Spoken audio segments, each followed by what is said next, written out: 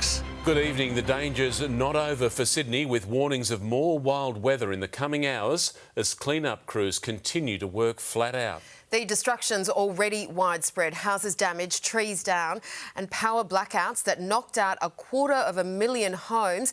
Our team has extensive coverage right across Sydney.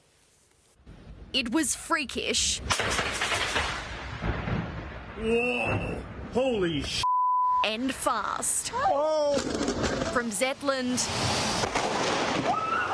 to Gordon, an electrical marvel piercing through Sydney's skyline. Even the Opera House had a front row seat. After the light show came the rainstorms soaking streets in Stanmore. A waterfall forming down the stairs of Sydney's Town Hall station. Suburb after suburb drenched, but it was this blistering wind that caused the biggest burden. Gusts of more than 100 kilometres an hour wreaking havoc, the northwest bearing the brunt. In Carlingford, this roof blew off a family's home, flying into the neighbour's backyard. We didn't realise, actually the neighbour called my husband. My husband said, your roof off. The heavens opening inside. We just heard a big sound, loud sound, and my kids is crying. I got 2 boys, they are crying. A similar story in the southwest. It's okay, Mum, we're safe. And on the North Shore. An unwelcome guest making a crash landing in the living room of this Hornsby home. When I go to the living room, I found that already the branch comes through in the roof. Trees also toppled in Turramurra, cutting power to thousands of properties, leaving businesses in the dark. Well, we're trying, but it's impossible because obviously our hot water will go out, and as you can see, we can't really see that much. Yet another blow for those already close to breaking point. Small businesses are doing it tough, so it's tough. Pain also felt by SES crews, with volunteers stretched to their limits, responding to more than 2,000 calls for help across the state.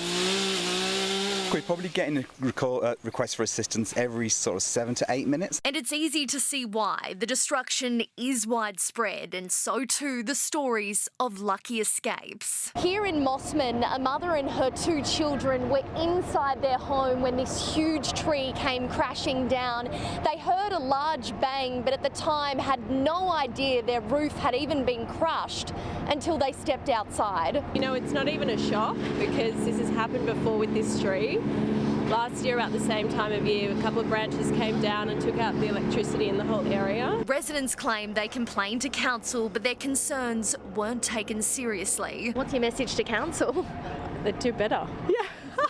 So sad, you know, after Christmas and the holidays, and now their beautiful house is ruined. The warning signs of ominous weather came early last night, a wall cloud rolling in over Hoxton Park around 7 o'clock, and it didn't take long to create chaos. It's really pleasing to say that our 800 plus SES volunteers, along with all of the emergency service partners, have already cleared approximately 50% of those jobs. Despite the mayhem, a silver lining for some. This man practicing his swimming strokes on the footpath, and what would a storm be without a dance in the rain? But the Bureau says Sydney isn't out of the woods yet, with more windy and wild weather on the way.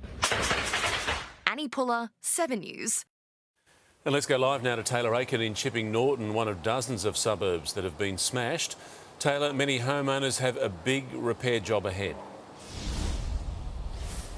They do, Mark. SES crews are also pitching in, trying to clear the backlog, but despite working all through the day, the job isn't over yet. Some homeowners will have weeks of repairs ahead of them, including like this home at Chipping Norton. The ceiling of a bedroom caving in around 10:30 last night after strong winds dislodged tiles and heavy rains caused the roof to collapse. It's a similar story for electricity providers. Tonight, 70,000 homes are still without power as crews try to reconnect those that are still in the dark. Many homes are expected to be reconnected by tonight, but these strong winds and predicted rain is not making that job any easier. OK, thanks so much, Taylor. It wasn't just Sydney struck by destructive electrical storms. Andrew Denny is west of the Blue Mountains tonight in Lithgow. Andrew, tragically, these storms turned deadly. Yes, Angela, sadly, a man was killed near Cowra when a tree came down on top of his car. Statewide, though, these storms did cause chaos, and amongst all the rainfall they dumped, there were fires too, as buildings were set alight during those spectacular but terrifying lightning shows. Stretching statewide, this monster storm loomed large. It's heading right for us, and I'm going inside now. And hit hard. Ripping through wineries in the Hunter Valley, sending furniture flying and sculptures tumbling. It's at least 250, 300 kilo sculpture. Once it got going, it didn't stop until it hit the water tank. In Maitland, shoppers and traffic took shelter from driving rain, lightning putting on a show over Thornton near Newcastle. Oh my God! The scale of this storm incredible. It cut through Canberra and barreled over Bathurst, cyclonic winds sparking power lines and fires. A lightning strike in Dubbo igniting a gas line in Mudgee. A bolt struck a power pole, sending it toppling onto a house. It was ridiculous. I've never seen anything happen like that before in my life. Firefighters called in, but the flames had already taken hold. The home was lost, the focus for fire crews saving other houses. With that wind behind it, it just went out of control. The house was engulfed in, 2 to 3 minutes. The storm turning deadly when a tree fell on a car near Cowra. We've seen the absolute tragic death of an 80-year-old man in Cowra. Our deepest sympathy goes to his family and friends. Deadly and dangerous, but the storms put on a spectacular show too.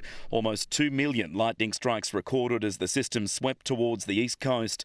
These long exposure photos show the light show over Newcastle. It's going to be another busy 24 hours and probably 2 days before this eases off. While the worst of these storms is over, the wet weather and strong winds are set to stick around.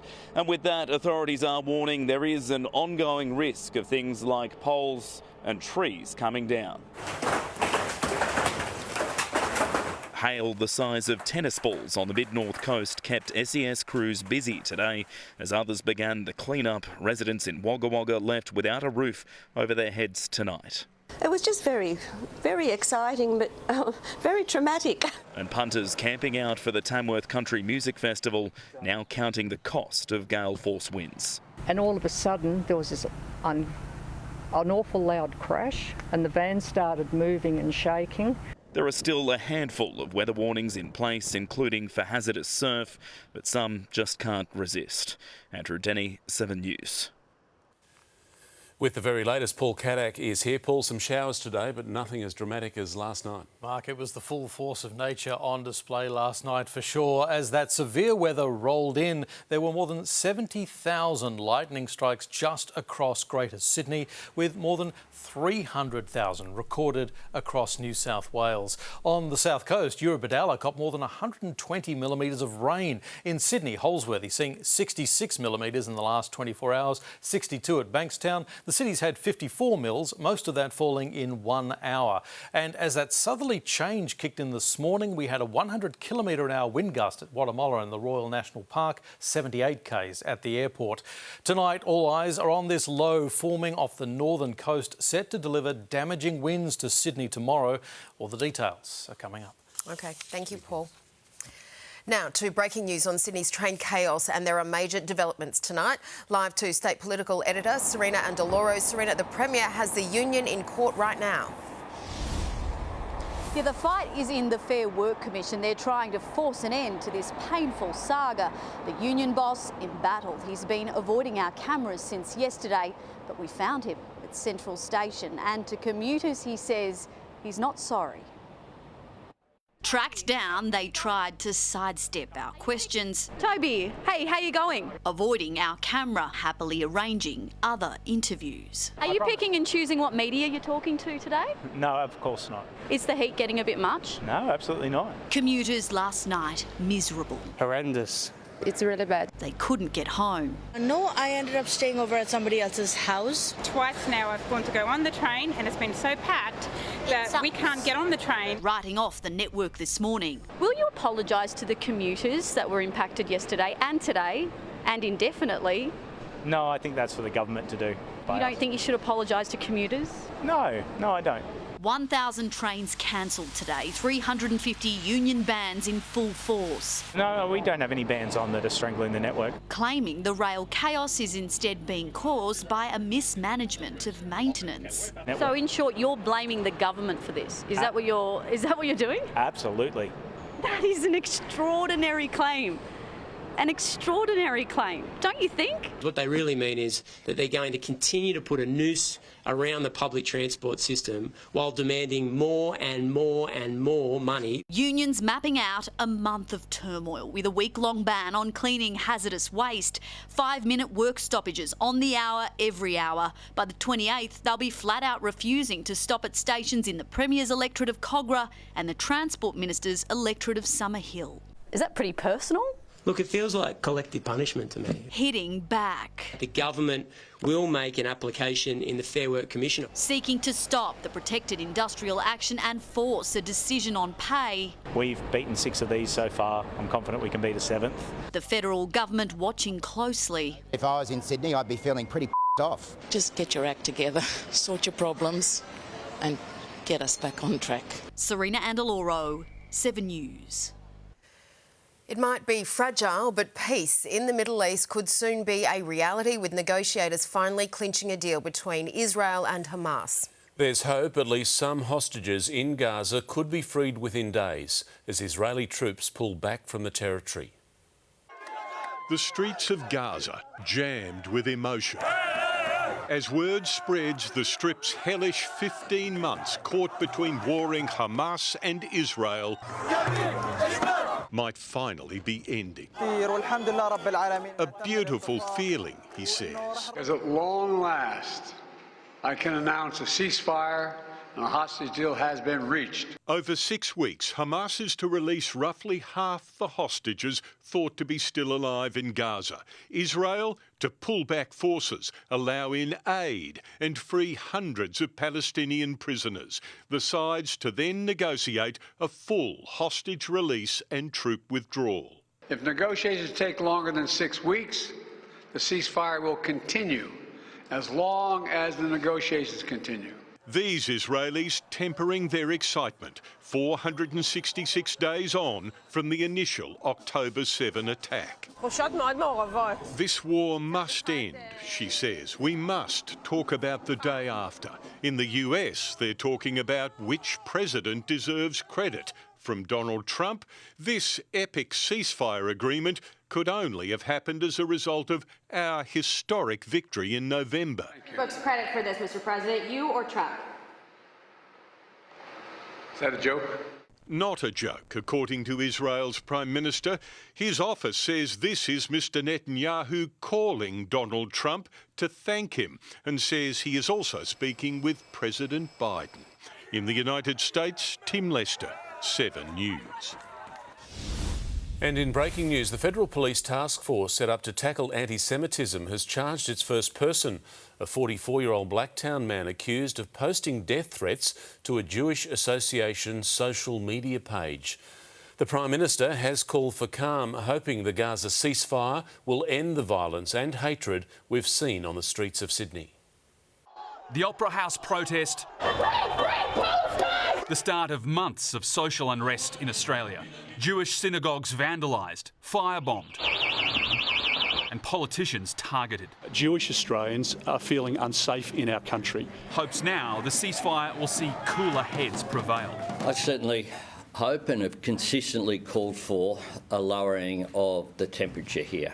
The breakthrough greeted with mixed emotions. Little joy and jubilation, but a sense of relief and quiet optimism. It's a time to actually allow grief to surface. The Prime Minister says it's a step towards peace, a chance for the Palestinian people to rebuild and reform without Hamas. Any future Palestinian state must not be in a position to threaten Israel's security. Peter Dutton, though, critical of Labor's support through the UN for a future Palestinian state. The government, with its actions over the course of last year, has given hope to a terrorist organisation. Mr Albanese's bind has been trying to walk a central path, expressing support for Israel's right to defend itself while also criticising the mass civilian casualties in Gaza, pleasing no one in the process. A lot of their statements came out always putting the Palestinians as second-class citizens to the Jewish community. The longer the war went on for, the less sincere the Australian government's support for Israel was. Proving in the Middle East there is no middle ground. Rob Scott, 7 News. Australians have given up a lot during the cost of living crisis, but one thing most people have held on to is their job. Unemployment remains low tonight, ticking up slightly to 4%, a result that makes an interest rate cut next month less likely. Out on the tarmac watching the planes coming in, the perfect backdrop for this. This is the soft landing that we are seeking, that we are delivering. Declaring today's stronger than expected unemployment figures prove the economy has avoided a crash landing and mass job losses. The trifecta that we are delivering is inflation down and wages up and unemployment low. Unemployment rising slightly to 4% in December, full-time jobs falling by 23,700, but part-time up 80,000, a net increase of 56,300 jobs, beating market predictions. I think it's a surprisingly strong result. Business and unions agreeing the Reserve Bank should now cut rates sooner rather than later. We need to see that relief for working people and their families now. We hope that an interest rate cut is near at hand. Some economists, though, think the strong jobs result might cause the RBA to delay an interest rate cut at its February meeting. March, beginning of April makes more sense. The RBA's main focus, though, is the December quarter inflation figures due in a couple of weeks.